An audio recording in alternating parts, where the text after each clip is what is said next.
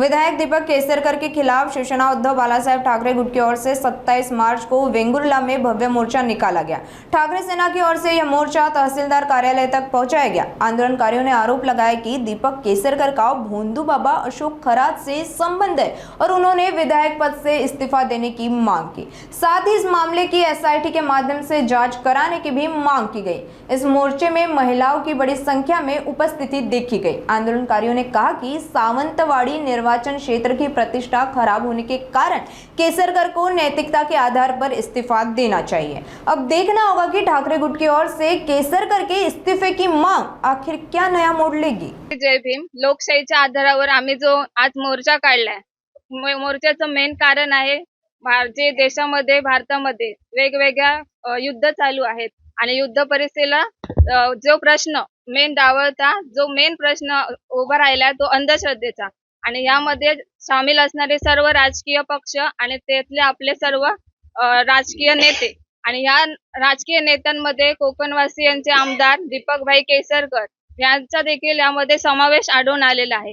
अशा अंधश्रद्धेला अशा नेत्यांनी बळी न पडता योग्य त्या समाजकार्याकडे किंवा आपल्या कोकणवासियांच्या विकासाकडे, स्पेशली मी म्हणते कोकणवासियांचा विकास त्याच्याकडे लक्ष न देता त्या वेगळ्या कारणाकडे ते लक्ष देतात आणि अशा अंधश्रद्धेला बळी पडतात।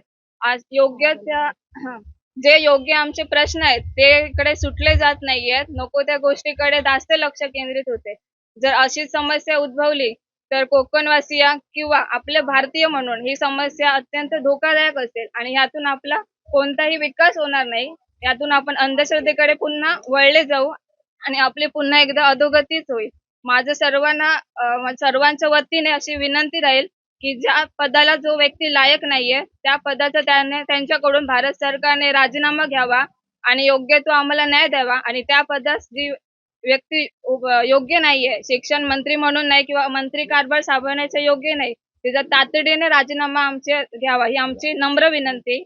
आता शालेय विद्यार्थी मोर्चाचे अध्यक्ष आणि इथे जमलेले शिवसेना पदाधिकारी आणि सर्व माझे वेंगुर्लावासी यांच्या वतीने पुन्हा एकदा भारत सरकारला हीच विनंती करू इच्छिते की दीपक केसरकर यांचा योग्य तो राजीनामा घ्यावा आणि जे भोंदू खरात अशोक खरात यांची जी चर्चा चालू आहे त्या भोंदू बाबास योग्य ती कारवाई करावी आणि कठोर कारवाई करावी।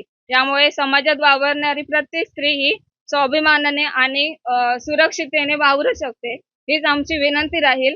पुन्हा एकदा अशोक खरात याचा निषेध असावा। प्रतिक्रिया म्हणजे सर्व महाराष्ट्रात तुम्ही बघताय काय चाललंय ते। आज खरात बुवानी जो काय हाहाकार माजवलाय आणि आपले मंत्री आपले आमदार त्यांना घेऊन तिकडे मंत्र्यांना घेऊन चाललेत आणि कशा प्रकारची संस्कृती या महाराष्ट्राला दाखवतायत हे तुम्ही सगळं डोळ्यांनी बघताय।